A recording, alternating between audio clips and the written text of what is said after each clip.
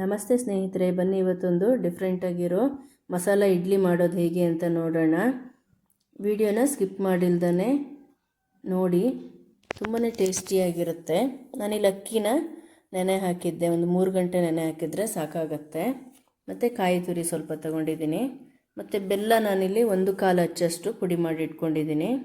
ಮತ್ತು ಈರುಳ್ಳಿ, ಒಣಮೆಣಸು ಒಂದೆರಡು, ಮತ್ತು ಹಸಿಮೆಣಸು ಒಂದು 3, ಚಕ್ಕೆ ಸ್ವಲ್ಪ, ಕರಿಬೇವು ಸ್ವಲ್ಪ.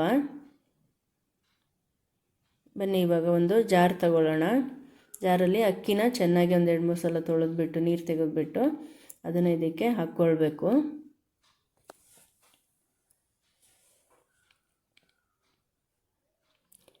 ಇವಾಗ ಇದು ರುಬ್ಬಬೇಕಾದ್ರೆ ಏನೇನು ಹಾಕಬೇಕು ಏನು ಅಂತ ನೋಡ್ಕೊಳ್ಳೋಣ ಬನ್ನಿ. ಇಲ್ಲಿ ನಾನು ಚಕ್ಕೆ ತಗೊಳ್ತಾ ಇದ್ದೀನಿ ಸ್ವಲ್ಪ, ಮತ್ತು ಹಸಿಮೆಣಸು ಒಂದು 3, ಮತ್ತು ಕಾಯಿ ತುರಿ 1.5 ಸ್ಪೂನಷ್ಟು,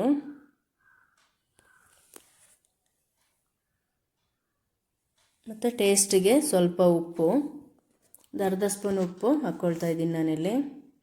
ಅದಾದಮೇಲೆ ಸ್ವಲ್ಪ ನೀರು ಹಾಕಿಬಿಟ್ಟು ರುಬ್ಕೊಳ್ಳೋಣ.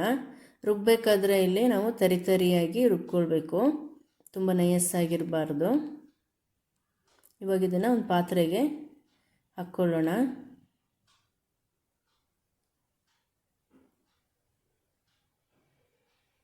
ಅದೇ ರೀತಿ ಇನ್ನು ಉಳಿದಿದ್ದ ಅಕ್ಕಿಯನ್ನು ಹಾಕ್ಬಿಟ್ಟು ರುಬ್ಕೊಳ್ಳೋಣ.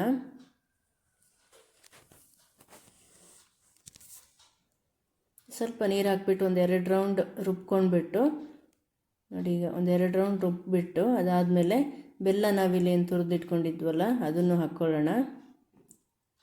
ಬೆಲ್ಲ ನಾನಿಲ್ಲಿ 1/4 ಅಚ್ಚಷ್ಟು ಪುಡಿ ಮಾಡಿ ಇಟ್ಕೊಂಡಿದ್ದೆ, ಅದನ್ನು ಹಾಕ್ಕೊಳ್ಳೋಣ. ಅದಾದಮೇಲೆ ಕಾಯಿ ತುರಿ ಸ್ವಲ್ಪ ಒಂದು ಅರ್ಧ ಸ್ಪೂನಷ್ಟು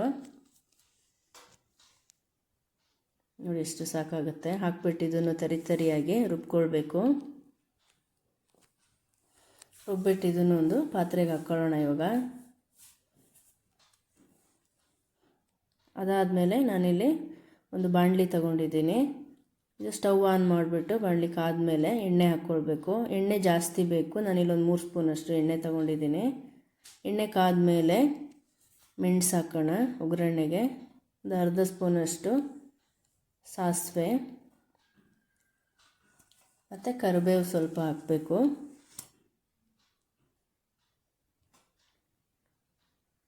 ಅದಾದಮೇಲೆ ನಾವು ಈರುಳ್ಳಿನ ಏನು ಹೆಚ್ಚಿಟ್ಕೊಂಡಿದ್ವಲ್ವ ಅದನ್ನು ಹಾಕ್ಕೊಳ್ಳೋಣ. ನಾನಿಲ್ಲಿ ನೋಡಿ ಉದ್ದುದ್ದ ಈ ರೀತಿ ಹೆಚ್ಚಿಟ್ಕೊಂಡಿದ್ದೀನಿ. ಒಂದು 4 ಈರುಳ್ಳಿನ ನಾನು ತಗೊಂಡಿದ್ದೀನಿ. ಈರುಳ್ಳಿ ತುಂಬ ಜಾಸ್ತಿ ಇರಬೇಕು, ಜಾಸ್ತಿ ಇದ್ದಷ್ಟು ತುಂಬ ಟೇಸ್ಟ್ ಚೆನ್ನಾಗಿ ಬರುತ್ತೆ ಇಡ್ಲಿದು.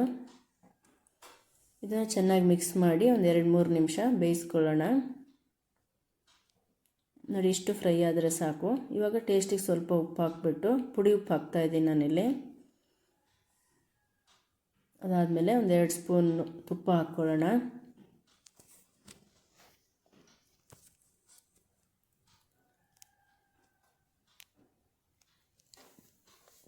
ಇವಾಗ ಒಂದು ಸಲ ಚೆನ್ನಾಗಿ ಮಿಕ್ಸ್ ಮಾಡಿಬಿಟ್ಟು ಸ್ಟವ್ನ ಆಫ್ ಮಾಡ್ಕೊಳ್ಬೇಕು.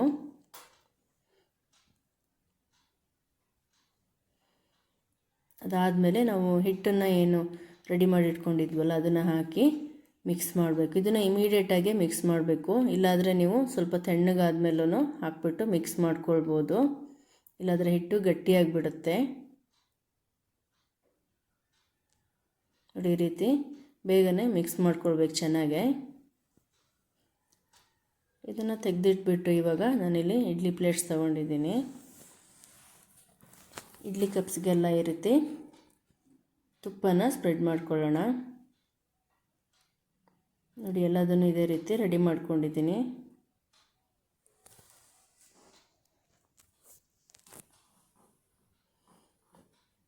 ಇವಾಗ ಇಡ್ಲಿ ಕಪ್ಸ್ಗೆಲ್ಲ ಹಾಕಿಬಿಟ್ಟು ಹಿಟ್ಟನ್ನು ಬೇಯೋದಕ್ಕೆ ಇಡಬೇಕು.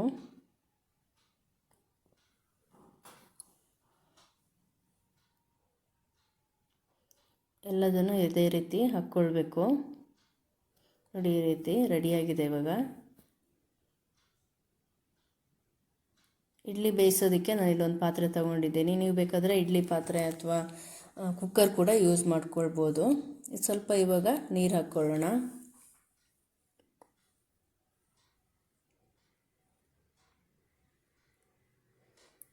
ನೀರು ಹಾಕ್ಬಿಟ್ಟು ಒಂದು ರಿಂಗ್ ಇಡ್ತಾಯಿದ್ದೀನಿ ನಾನು. ರಿಂಗ್ ಮೇಲೆ ಇಟ್ಬಿಟ್ಟು ಇದನ್ನು 15ರಿಂದ 20 ನಿಮಿಷ ಬೇಯಿಸ್ಕೊಳ್ಬೇಕು.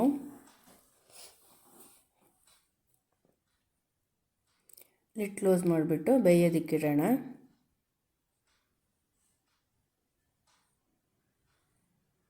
ನೋಡಿ ಇವಾಗ ಒಂದು 20 ನಿಮಿಷ ಆಗಿದೆ, ಚೆನ್ನಾಗಿ ಬೆಂದಿದೆ ನೋಡಿ. ಬೆಂದಾದಮೇಲೆ ತೆಗೆದುಬಿಟ್ಟು ಒಂದು 5 ನಿಮಿಷ ತಣ್ಣಗಾಗೋದಕ್ಕೆ ಬಿಡಬೇಕು. ಅದಾದಮೇಲೆ ತೆಗೆದುಬಿಟ್ಟು ಇದನ್ನು ಹಾಟ್ ಬಾಕ್ಸಿಗೆ ಹಾಕಿ ತೆಗೆದಿಟ್ಕೊಳ್ಬೋದು.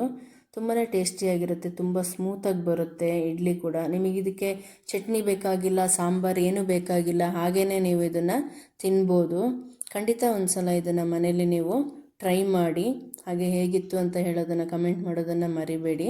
ಹಾಗೆ ನಿಮಗೆ ಈ ವಿಡಿಯೋ ಇಷ್ಟ ಆದರೆ ಲೈಕ್ ಮಾಡಿ. ಹಾಗೆ ಯಾರ್ಯಾರು ಸಬ್ಸ್ಕ್ರೈಬ್ ಆಗಿಲ್ವೋ ಅವರು ಸಬ್ಸ್ಕ್ರೈಬ್ ಕೂಡ ಆಗಿ. ನೆಕ್ಸ್ಟ್ ನಾನು ಹಾಕೋ ಎಲ್ಲ ವೀಡಿಯೋಗಳನ್ನು ನಿಮಗೆ ಬರುತ್ತೆ. ಹಾಗೆ ಹೊಸ ಹೊಸ ರೆಸಿಪಿಗಳನ್ನ ನೀವು ಕೂಡ ಮನೆಯಲ್ಲಿ ಟ್ರೈ ಮಾಡ್ಬೋದು.